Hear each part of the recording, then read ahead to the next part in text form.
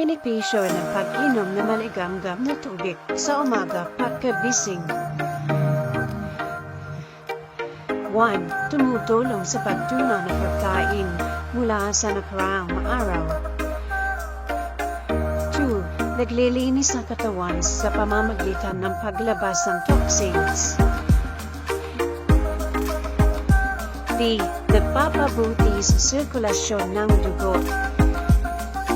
Tips: mag-ehersisyo o light exercise o stretching bago kumain. Maghintay ng 15 to 30 minutes bago kumain ng almusal.